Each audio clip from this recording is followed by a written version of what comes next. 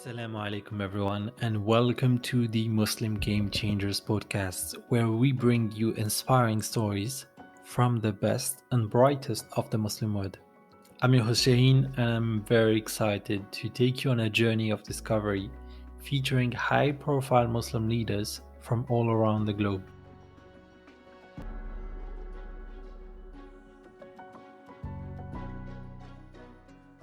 Assalamu alaikum, everyone, and welcome back to the Muslim Game Changers podcast.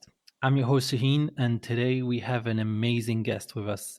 We're thrilled to introduce Simak, a true game changer in the tech industry. At just 26 years old, Simak is already an analytical lead at Google, where he has gained valuable experience over the past 2 years. What makes Simak's journey even more inspiring is his significant accomplishment of breaking into Google without having extensive professional experience or a fancy education. When Simak isn't busy working on making an impact in the tech world, he enjoys taking long walks, whether it's strolling by the ocean or exploring downtown Chicago. Today, we're excited to have Simak on the show to share his insights and experiences with our listeners. Assalamu alaikum, Simak. How are you doing today? Walaikum assalam, Shaheen. I'm doing good. Thank you for having me today. Thank you so much for accepting this invitation. I know that your work schedule must be very busy, so I think on behalf of all the audience here, truly grateful for your engagement here. My first question is, can you share with us where were you born and where are you originally from? Yeah, of course. So I was born in Karachi, Pakistan, 1996, and I come from a middle class, lower middle class family. My father, he used to work in the auto parts industry. He used to manage a store for one of his like friends. Initially, it was a national chain, but over time, it kind of slowed down.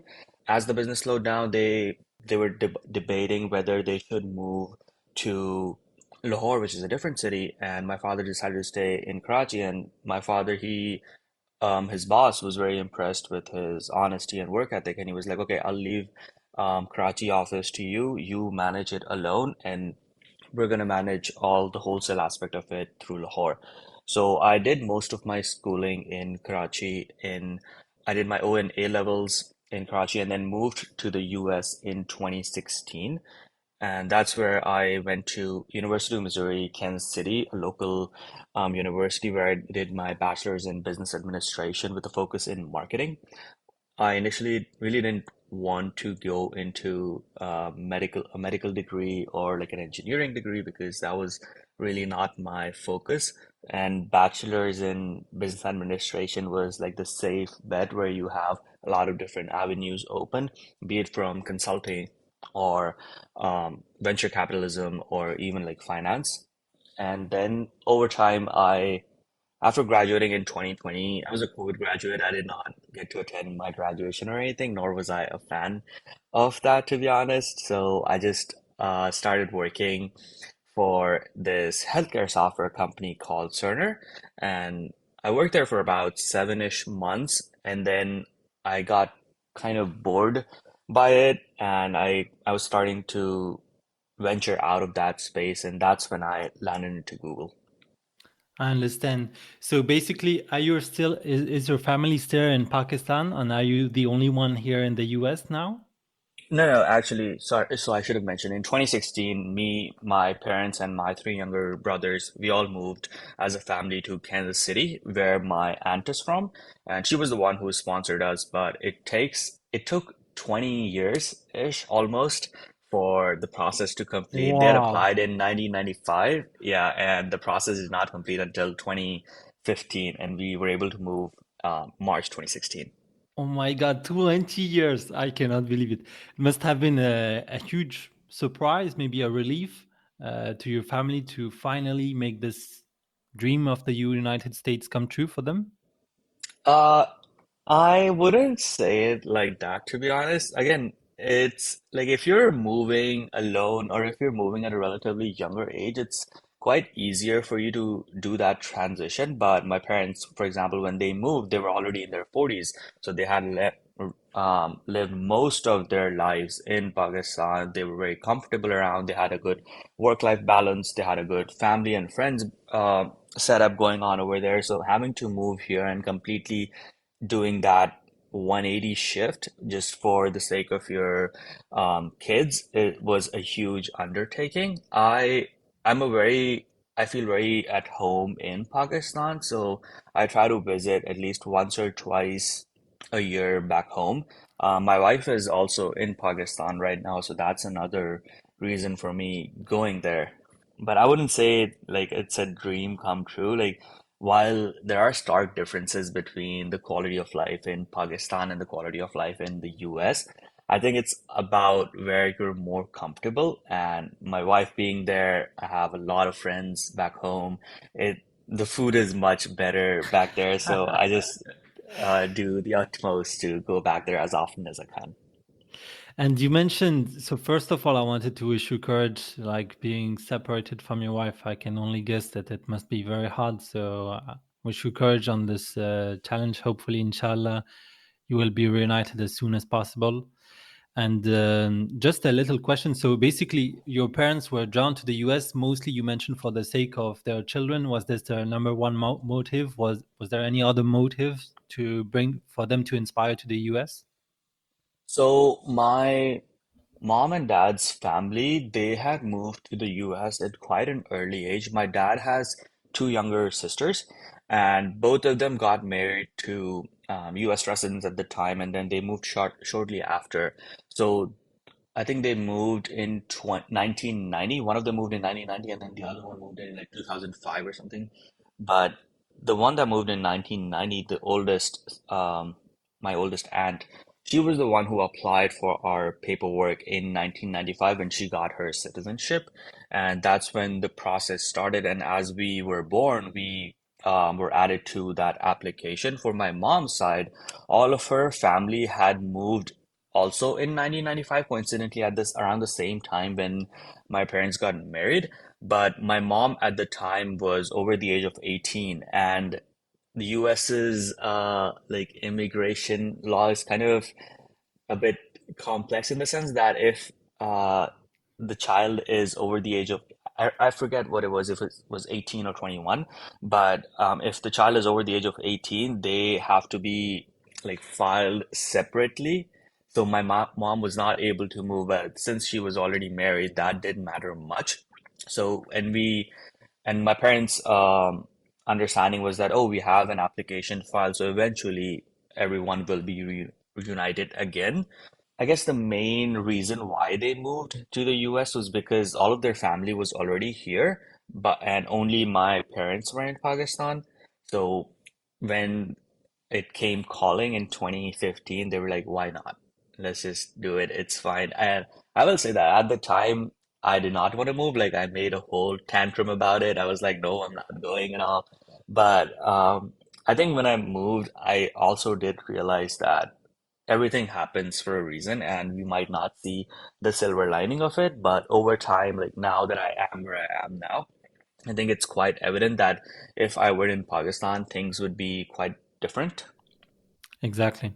Thank you so much for sharing that. I think it's fascinating all your family journey throughout to go to the US, but still you are still shared in between. It's so fascinating to hear. I just had a question because it's true. I have lived in Canada, so I know a bit about North America, but I don't know what it's like to live as a Muslim in the United States. So I wanted to ask, what has been your experience living as a Muslim in the United States? And how do you balance, your professional career, which must be very busy, with your faith and personal life? I will say that as I was in university, things were not as easy, and I will say not as easy, not in the sense of racial discrimination or anything. I didn't face a lot of that, to be honest. Maybe like on through two or three occasions, I faced some racial discrimination because I used to work at restaurant. I used to work at a restaurant, and then I also used to work at UPS, the logistics company. So the only reason I juggled two jobs was because I didn't want to go into getting student loans and like getting into that interest hassle. So I was like, yeah, it wasn't it was a bit challenging, but not as much to be honest. So while I was finishing that, the biggest benefit that I had was that Kansas City is a relatively smaller community, and so a masjid is very close to my house. It was like 10-15 minute drive, so it was very easy for me to go there for prayers. While I wasn't able to go for the five daily, I was at least able to go for the Friday prayers. And in Ramadan, it would be easy because there was a slightly bigger Arab population, so when you would go to the masjid, it would be very filled with a lot of different ethnicities, a lot of different diversities, and it was impressive to see, to be honest, that everyone was gathered at that place at that time in that month, understanding the belief system was essentially the same. So when I moved to Chicago, it was a bit different for me because I don't have a car in Chicago. I live in downtown Chicago, so it's a 15-minute walk to my place, but it's also a 40-minute walk to the nearest masjid. So the way that I juggle is the same way, essentially, that on Friday I just walk from my job to the masjid, which makes things easier. But I won't say that it makes a lot of difference when you have that friends or that support system in place. So, for example, whenever I want to go to a local event that is happening for the Muslim community, I always call up my friends and I ask them if they're planning on going, and we go as a group and they pick and drop me, which makes things easier for me a lot. And when I was moving to Chicago, I was very concerned about this. I was like, I don't have any friends in Chicago. I moved to Chicago in 2022 June, so relatively new. And this was the first time that I was going to live alone in a city. But so coincidentally, one of my friends, I started playing PUBG in 2018, 2019, and I met a lot of people, a lot of good friends that I have now. And one of them lived in Chicago. So whenever we would play, he would always say, "Hey, Smark, just move to Chicago. I'm here. There are a lot of other his family, his cousins also live here." So when I was moving to Chicago, I called him and I was like, "Hey, I'm moving to Chicago. I'm gonna move at this date." And he's like, "Yeah, come over. I'll pick you up from the airport. Stay at my apartment for a few days until you find an apartment." So that was very helpful for me as I was settling in because new city, you don't know anyone, you don't know what places to go to. He was able to really map everything out for me that in terms of living in what part of the city is because Chicago also has some bad neighborhoods. So he was really able to give a lot of light to it. So having that friends support system in place was very beneficial.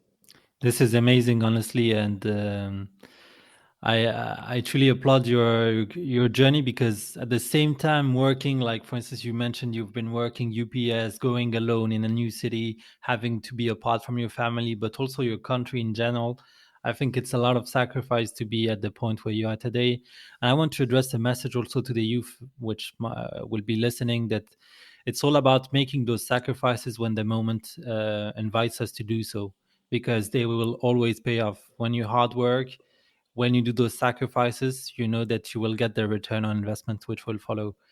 A little aparty here, but here, I just wanted to know when was the moment you told yourself, okay, I'm going to pursue, you mentioned you were work in marketing before.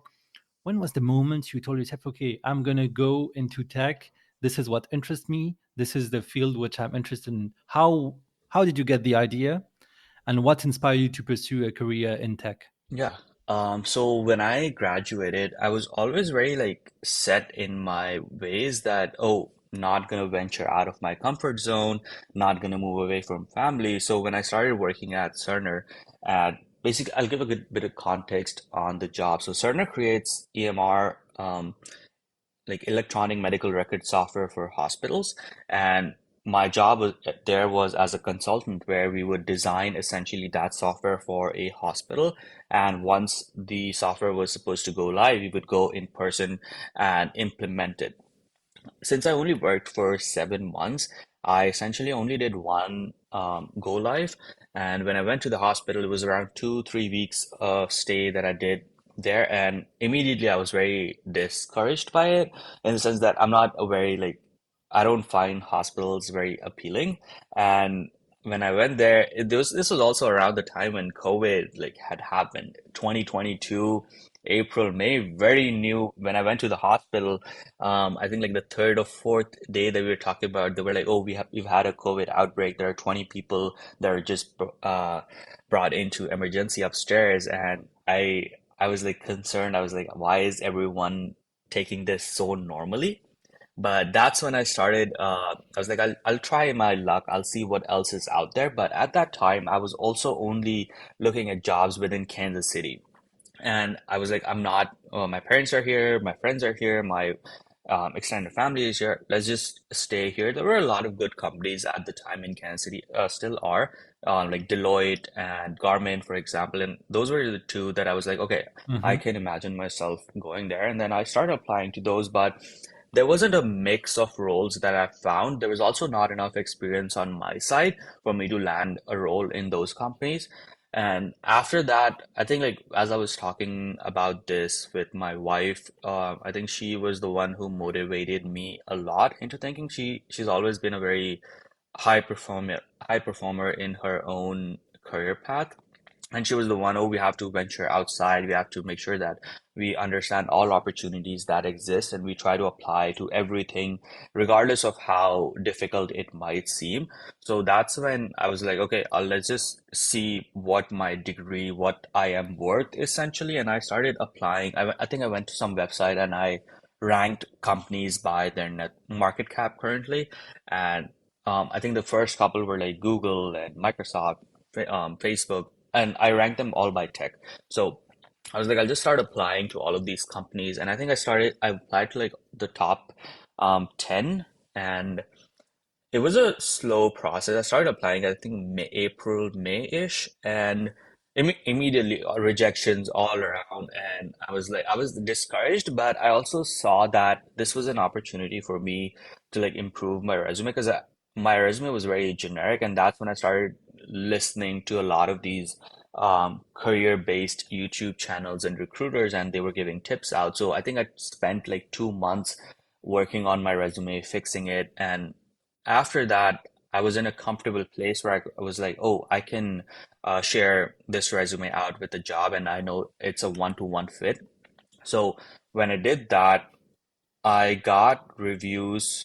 I got interviews from, I think, Uber, Google, and Accenture. And I was like, these are wildly different companies. So technically, I should be okay. So as I started interviewing for those companies, it was a bit challenging, to be honest. Like having my own job was like when you don't like doing something and you're doing it, it's a mental burden.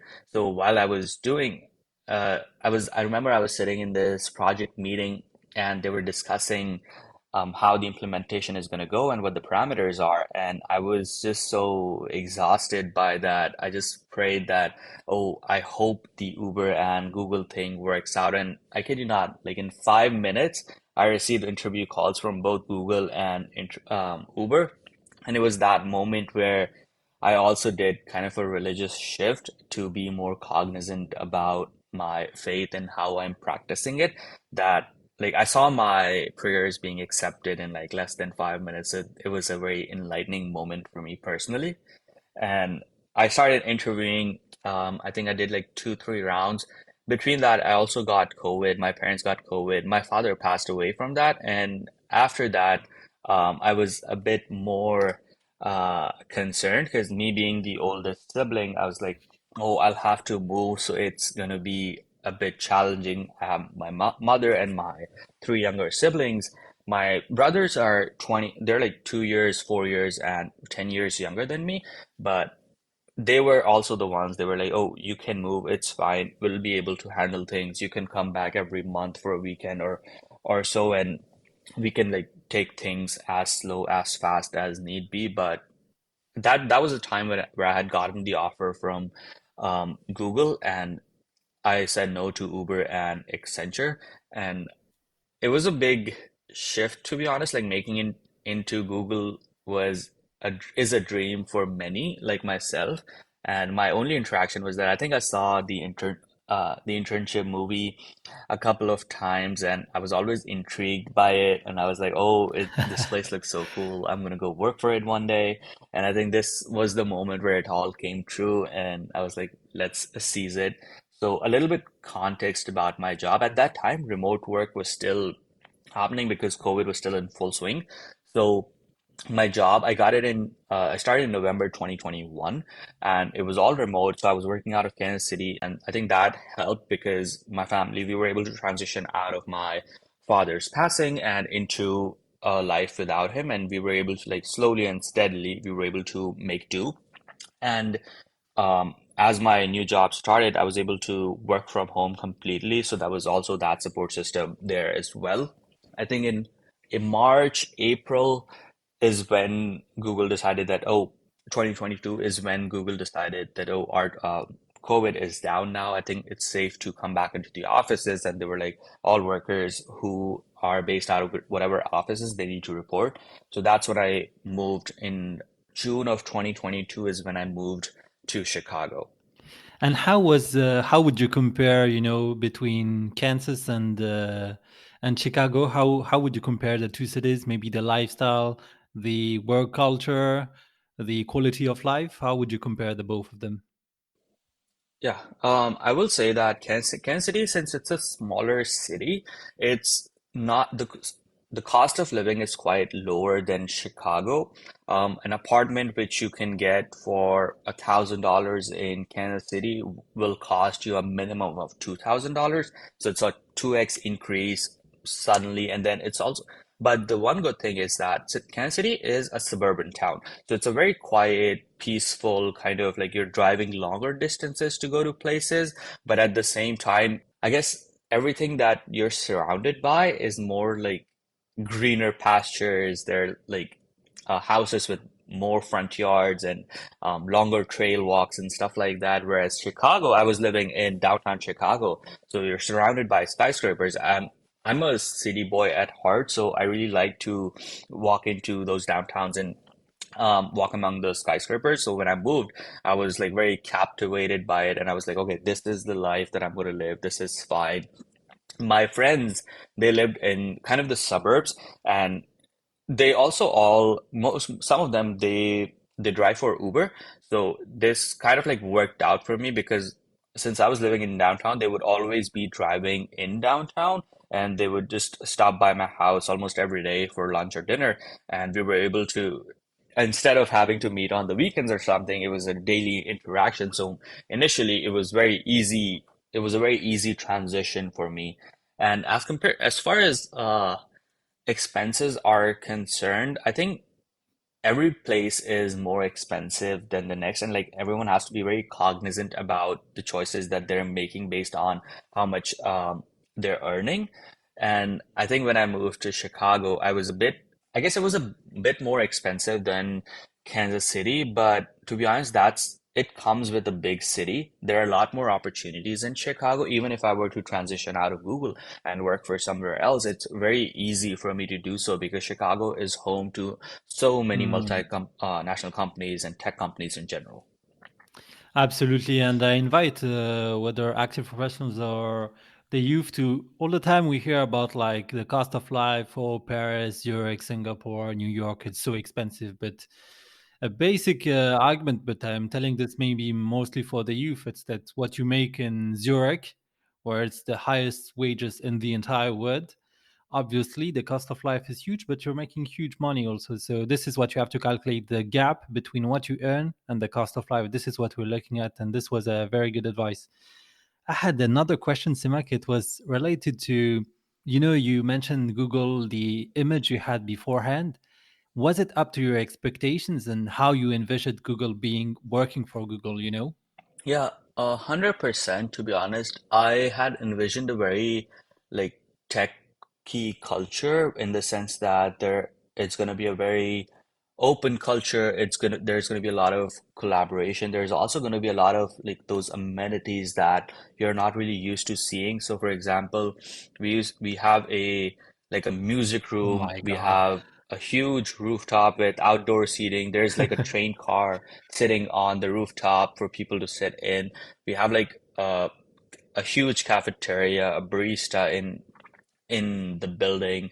There are a lot of these amenities, and I was looking at when I was seeing the internship movie, it was so internship was made in their California campuses, so it was very open, huge building. So I haven't been to the California building, but when I saw Chicago, I wasn't. I was like, it's gonna be greater than this. It's not gonna be any lesser because Chicago, it's a smaller hub. There are only like 2,000 people in our office, but in terms of the amenities and the culture, that was what had captivated me when I had seen that movie back in I think like 2012, 2013 or something. And immediately I was like, yeah, it's 100%. It's a one-to-one comparison. It's the same exact thing. Prayers have been answered. It's so funny because I have always thought to myself, okay, I'm gonna watch this movie Internship. I think it's with Robert. Owen Wilson. Ah, okay. I have to watch this. You made me want to watch this. uh, Yep. I just had a question about the amenities. We have this legend. I don't know if it's true or not. That with Google you can work from any office in the world. In the world, is it true? Oh, yeah, so we have 4 work from anywhere weeks, and then so I avail those whenever I go to back to Pakistan. I work from I My Pakistan trips are usually like 2 months ish long, so I use 4 work from anywhere weeks, work out of Pakistan, and then Amazing. since you are a Google employee, every office is open to you. I was in London in March this year, and me and my wife, we went to the Google office in London. I was able to badge into it. I was able to like roam the office, take meetings there. Um, and it's not like it's very refreshing to see that oh, regardless of what location you work out of, you can essentially go to any place and it'll be open to you, and you can take guests with you for lunch or dinner or something, and it's perfectly normal. Alhamdulillah, I'm so happy for you, brother. How did you like London, by the way? I love London personally, so I just wanted to know what's your perspective on London, your first thoughts. I really like London. My wife, and I had 2 friends who were finishing their masters at the time in London that I wanted to visit. So when I went there, it's a very walkable city. I found that, Mm. to be honest, like I like walking. I can't say the same for my friends because I think we were walking around for 8 to 9 hours in the city, and my friends, they were like, okay, we are done. We do not want to do this anymore. And they were like all for public transfers. And I think it's like perfect personal preference. How what the life that you're living. London's also, I saw, very expensive as compared to Chicago for that matter. And but the public transportation I think was better than Chicago, which I liked. But also there's just so much to see in London as compared to Chicago. I feel like I loved going to the open parks, the museums for that matter, and I feel like I still only covered maybe like 10% of what London has to offer.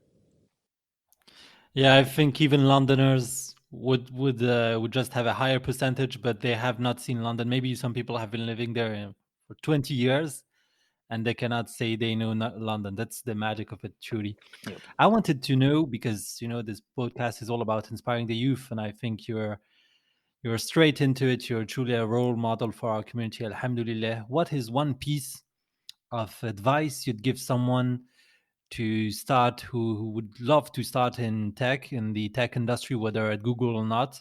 What would be a piece of advice you would give them? To be honest, I think understanding what your strengths are and knowing where you want to go is key. For example, like since I knew I wanted to be in tech, initially I just like started blindly applying to places, and I quickly realized that not just my resume, but also the experiences, the skills that I had, they were not enough. They weren't. So when you have a job and you look at its qualifications and preferred qualifications, they list out a lot of things, and I wasn't a match for them.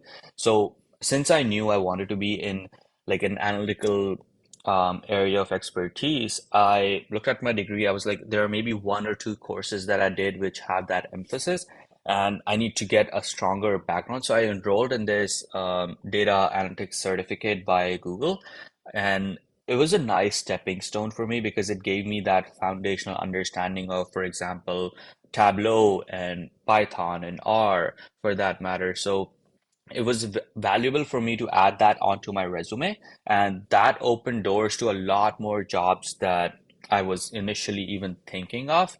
Right now, with ChatGPT and Bard in the market, what I've done for my friends and family right now is they ask me for resume help or they ask me for advice on what jobs I apply to. And instead of me like going through that entire resume and like taking it word to word and understanding, oh, what could this be a fit? I just go to these AIs and I feed that resume to them, and then I ask them, how can this resume be better, or what jobs should I apply based on this resume? And I think it's like leveraging what's available to you currently. Right now, we're already seeing that shift away from traditional 4-year degrees or community college degrees, and people are just going to these websites like Udemy or Coursera and doing specific courses that interest them, and employers accept them. And when you also look at it from the other side of the gig economy, which is the freelance work, people are just making a lot of money just doing that, and they're not even concerned, oh, I don't have a 4-year degree. That is perfectly fine. I know people who did a few UX design courses on Udemy and Coursera, and now they're on Fiverr and Upwork, and they're handling like a couple $1,000 clients every month. I work with this one marketing agency, and those guys, they didn't do any of those fancy degrees. All they did was just they did some Amazon certifications. They understand how Amazon stores work and how people can invest and like grow that store. They opened their own marketing agency. They listed their services out on Fiverr and Upwork, and I think they're making like a couple $1,000s a month at the least, and it's only like two guys. So it's like there are so many opportunities that I think it's rooted in us. And coming from a Pakistani family, I think there's this bias in our minds that, oh, a 4-year degree is the way to go. After a 4-year degree, work at some fancy multinational place, get some experience, do a master's at a high-end college, and then you're set for life. But that's really the dynamics are shifting. It's a very different environment now than it was a decade ago, even 5 years ago, for that matter, to be honest, with the AI shift. And I think this is such good advice for everyone. Honestly, thank you so much. I'm super grateful on behalf of everyone. And I want to tell everyone some of those certifications Simak has just mentioned are free on Coursera, on edX, on Udemy, on DataCamp, etc. I think, for instance, Coursera has some by Harvard, which are free on data science. So some of them are free resources accessible to everyone. I wanted to know, Simak, the industry is always changing. You seem to be someone who always keep track of every of the latest developments, and I wanted to know, how do you stay up to date with your very busy, I can guess, work week and your responsibilities? You have a wife, you have a family, you have friends. How do you find time to keep up with the latest developments? Have time to learn? How do you balance with everything? Yeah, I feel like having to think about it from an individual perspective, it could get very overwhelming very quickly under seeing that there are so many shifts happening. What I usually do is I've signed up for a few of these newsletters, which essentially summarize what's happening in the world from a political perspective, what's happening in the tech world, and then I get like these 5-minute tidbits every morning that I just read before my work starts, and I have a basic understanding of, okay, this happening, and if I want to dive into something a bit more deeper, I just go and take a look at it whenever I have some time. But I also think that it also very heavily depends on what place you work at and what's the work-life balance there. I've had very good managers, to be honest, and they've been very supportive of having a very healthy mental life balance, work-life balance, sorry. And whenever I'm working and in my one-on-ones with my manager, I talk to them about my projects and how busy I am, what my workload looks like. And they're always very supportive that they're like, hey, if this is getting busier and you're working like overtime or you're working on the weekends or something, let us know. We need to make sure that you're not overworking yourself. You're only working the 40 hours a week. You're not going any over. So that has been a very helpful blessing for me, to be very honest, because it's not very common for you to see. Like when I talk to my friends back in Pakistan, a lot of them, they're working like 10-hour days, 12-hour days, and these are like professional jobs. These are managerial positions, and it's just a stark difference, to be honest, in what the work culture is in a company like Google, for that matter. And then you talk about, so for example, like a couple of my friends, they're in, not to like name and shame the company for that matter.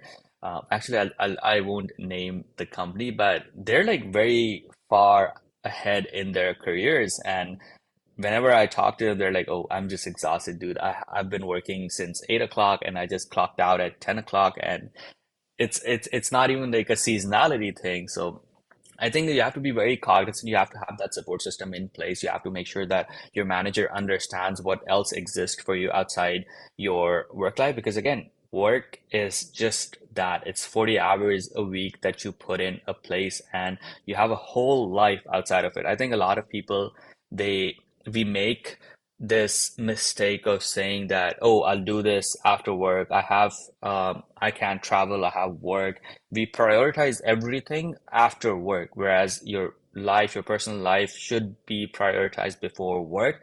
Your health, for that matter, should be prioritized before work. Essentially, I read this amazing philosophy just yesterday, that suppose you had, suppose I was able to give you one car that you had to use for the rest of your life. Knowing that you only have that one car means that you'll essentially take the utmost care of it. You're going to polish it daily. You're going to clean the tires. You're going to clean the interior. You're going to clean the exterior, everything, because you know you're not going to go out of that car. You cannot buy anything else. That car is your body. It's your health, your mental well-being, your physical well-being. We have to make sure that we're prioritizing that and not just living it one day at a life kind of thing. My God, this is such brilliant advice. I felt I was in front of. I don't have any older brother, but I felt that I was listening to a hypothetical older brother, because this, I recognize myself into this. It's true that in Europe, I don't know much about the rest of the United States, but from what I heard from the media, etc. Alhamdulillah, you have Google, which has a great policy regarding like HR and quality of life, respect of their boundaries. But it's true that in Europe, I think it's the best in class in terms of work-life balance. Here, it's part of the legal right of the worker that if you work too much, you can actually sue your employer, and they cannot fire you or anything. And for instance, in Sweden, for instance, women which are pregnant, they can take a lot of time off. While, for instance, in the US, it's more precarious. So it's true that for people who are looking for more work-life balance, I truly advise them maybe Europe, which is more respectful towards this. 100%. I think when we had these tech layoffs going on, it's a multi-year process. I think Google announced layoffs back in 2022, and other companies, they also did that, but that most of the layoffs they did in the US just suddenly, just like that. But when it comes to Europe, they're still like going through layoffs because there are just so many employment protection policies in place. There are so many labor laws in place that it's making their job so much harder. And that is, I think, a pedestal that each country should aspire to. We have to make sure that we're taking care of that working class. We're making those humanizing decisions. Mhm. I had a question, Simak, and thank you so much for your insights. I'm truly so grateful. I wanted to know about Google and the interview process, which is considered to be extremely difficult and highly selective. I have seen a show where, for instance, it says that it's way more difficult to get into Google than, for instance, Harvard or Yale. It's way more selective. So I just wanted to know, what do you think are some important qualities they look for in candidates, so that people might be inspired in the audience to follow your tracks? Yeah, I can speak to the non-tech side of things, and I think it's a very like a normal process that they follow. You have a recruiter phone screen, and then you move into those either manager interviews or like other like peer-based interviews. And then there's a hiring committee which make a unanimous decision on whether to hire a person or not. And then you get an offer or a rejection, whatever the case may be. So the way my interview went was I had a 20-minute recruiter phone screen, and they just confirmed things on my resume to make sure that aligned with their role, and I aligned with my experiences that said on the resume that it was the same person. And after that, I had my manager interviews. So I had a 3 round interview essentially where I interviewed with the manager, a director, and then a peer. And those were the interviews where they were more hypothetical, where they were more open interviews. And it was a lot of like situational questions that they had asked me. There were some behavioral questions like, how would you react in this situation? Or what would you do if you face that?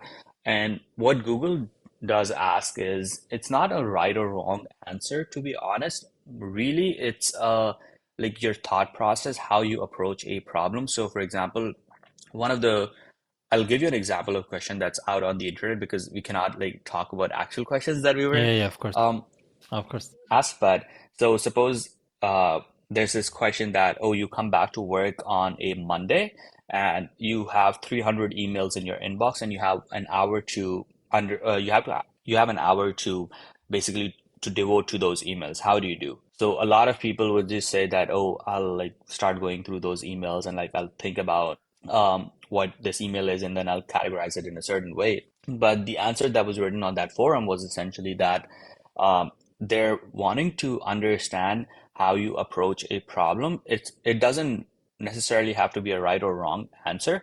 So what they had written over there was that suppose you divide your 1 hour into 30 minutes. 30 minutes I'm going to spend time and I'm going to review some of the emails, and then 30 minutes I'm going to reply, or like I'm going to categorize those emails.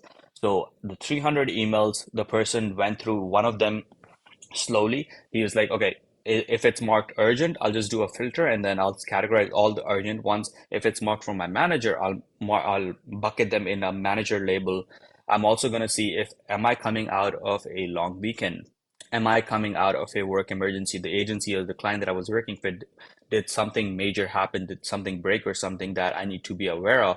So it's like that thought process which they're trying to understand from you. And it doesn't really matter whether you can, I guess, like you have the technical skills or not, because again, skills are transferable. You can easily learn them on the job. It's not like you have to be a master. For example, my role stated that I needed to know how to code in Python and SQL, but I have zero understanding of Python or SQL. And it's been a year and a half now that I have a very basic understanding of SQL, and only now I enrolled in a course on, I think, Udemy, and I'm taking it next week, which is a Python masterclass. But essentially, it's like you don't need all the skills that are listed out in a qualifications tab. You can pick the broader understanding that, hey, yes, do you have the analytical mindset? Can you break things? Can you look at them objectively? Can you look at them situationally? It's like those kind of skills that are more important rather than those technical skills, because you can take a 30-hour Python class and you can go from a 0 to an 8 just after that class. Mm. It's so interesting. You know what it reminded me of? It reminded me that one day I interviewed for a Swiss trading company and they asked me how much ping pong balls can I fit into a truck. I told myself, okay, I've got to think, because they're not looking for an answer in real. They're really what Simak was describing. They're looking for what's your approach like, and that's the thing that interests them. They don't have any precise answer in mind. I wanted to know, Simak. I think it might have been a very stressful process. Each step you tell yourself, okay, I'm one step further, but I'm also one step further to maybe fail at this stage. So how did you manage your stress towards the whole process? If you could give us a few tips for our audience. Yeah, thankfully my process was not very long, to be honest. Like I had my recruiter phone screen, and then a week later the 3 round interview was scheduled. So those 3 rounds, they were back to back, 45-minute interviews.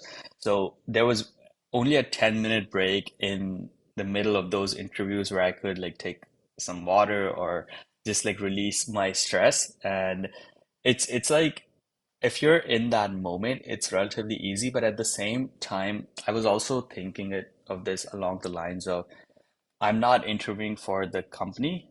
I'm also interviewing whether the company is a fit for me, whether I fit. Because you can easily say that, oh, it's Google, it's Facebook, it's Uber, whatever, and it's the working for that company is a dream come true. So regardless of what I get, whatever vibes I get from the interview, I'll still take the position because again, it's such a prestigious name. But I have a lot of friends who were able to get into their dream company, but then they realized it after as they were going through the interview process and they understood that, oh, it's a great company, it's just not the right fit for me at my current stage in time.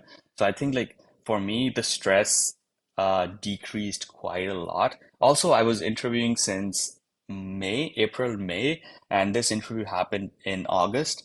So I think like at that time I was very comfortable doing interviews and that alleviated my stress quite a lot. When you have a support system in place, so for example, like I would have a simulated interview with my wife or with one of my friends, and they would like provide active feedback, active coaching to me. And that was what kind of made me more comfortable giving those answers in actual scenarios rather than me thinking on the spot, because that's when I think you get a lot more confused, you get a lot more stress when you're asked a question which you have not prepared for, and you're just like thinking on the spot and you don't know how to formulate your thought process. It's so good. I think here what I admire from you, brother, it's that you're extremely mature for your age. Like taking a step back, looking at the bigger picture, having this relaxed type of mindset. Alhamdulillah, truly very mature. I'm very impressed. Coming back to the religion, because Alhamdulillah, we're Muslims. So happy to be Muslim. So grateful to be Muslims. And I wanted to know during the last Ramadan, which would Alhamdulillah we just finished, how did you adjust your work week, with having up to get up very early in the morning, then feeling a bit tired with everything? The work week must have been very difficult, not being able to drink, eat. Your colleagues go to eat, you tell them, no, I can join you.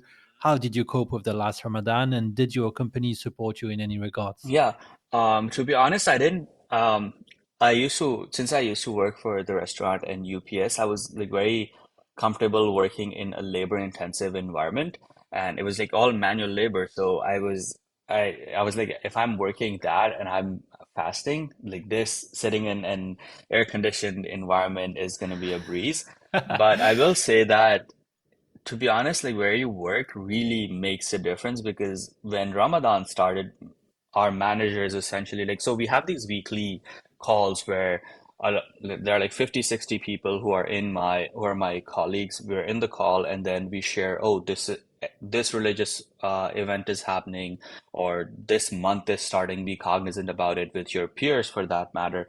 And Very good. when Ramadan started, we had this lightning talk with my all of the colleagues present and the Muslims. We gave an overview of what Ramadan is, what it means to us, how do we practice it, and what are some things to be mindful of.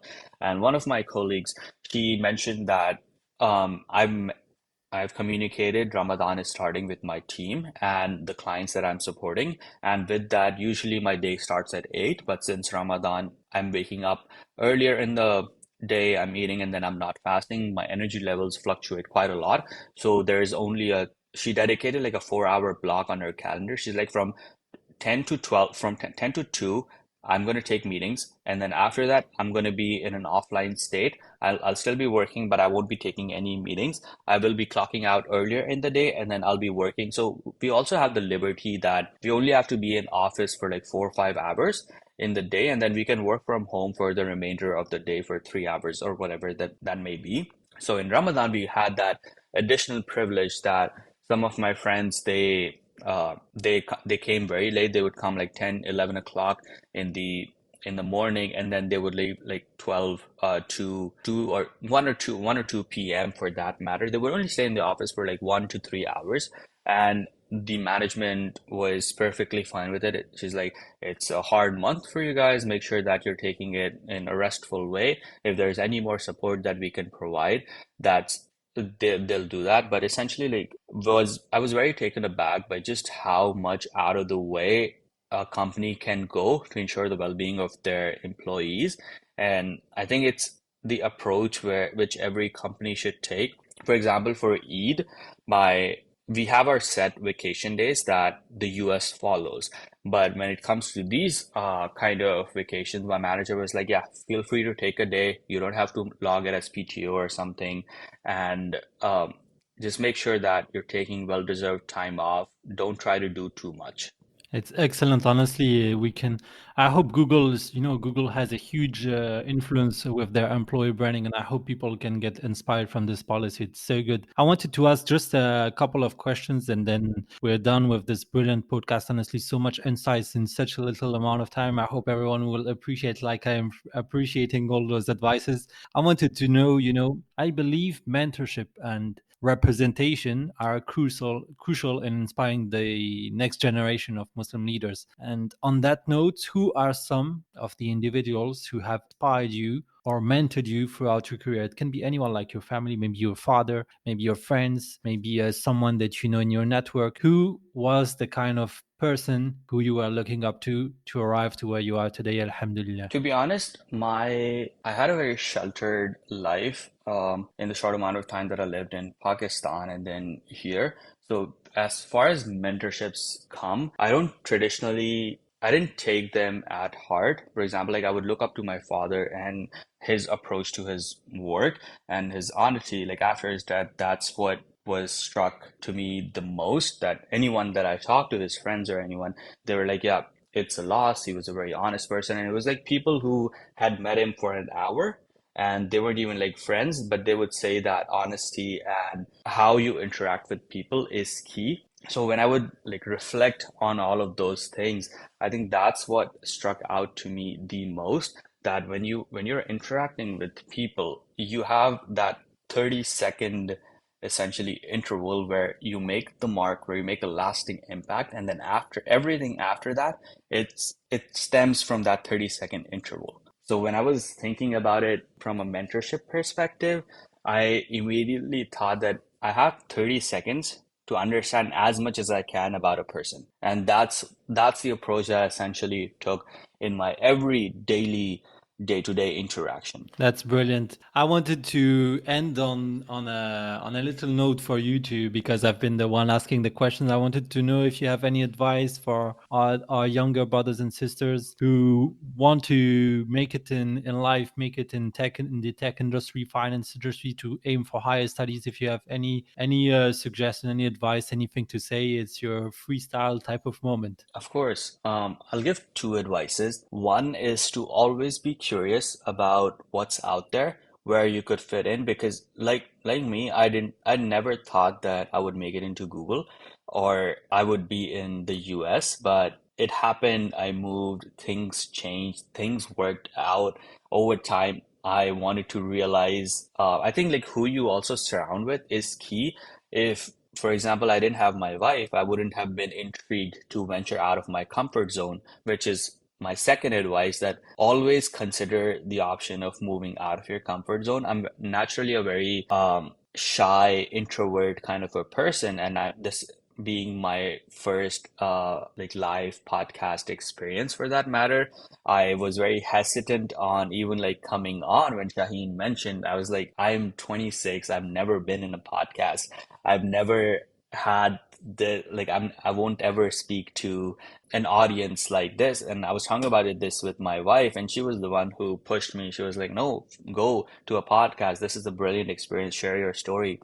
Put your face out there, put your name out there, reach out to people who are looking for someone who they could talk to get into those into these companies. And for that matter, I'm very open to having those conversations with anyone listening who wants to have a better idea of what working in Google is like or any advices on getting here. So I'll end it on this note. Always be curious and always be comfortable venturing out of your comfort zone. Alhamdulillah, Jazakallah khair. And truly, it has been inspiring for me just to listen to you also because you give so much insight straight to the point. And I love this. I love how much you go straight to the point. You're already proactive, thinking of the next thing to say. It's very good to talk with you. And I just wanted to share you've been doing excellent for your first podcast interview. Uh, Jazakallah. Thank you so much, Simak, for this interview, for sharing your experiences, insights, and advice with us. It's been a pleasure to have my brother Simak on the show today. And Assalamu alaikum, everyone. See you on the next episode. That's all for today's episode, guys. We hope you enjoyed it and learned something new. If you have any feedback or suggestion for future episodes, please reach out to us on our social media channels. And don't forget, please, to subscribe, rate, and review our show on your favorite podcast platform. This would really help us a lot. Until next time, all stay inspired, stay curious, and keep changing the game.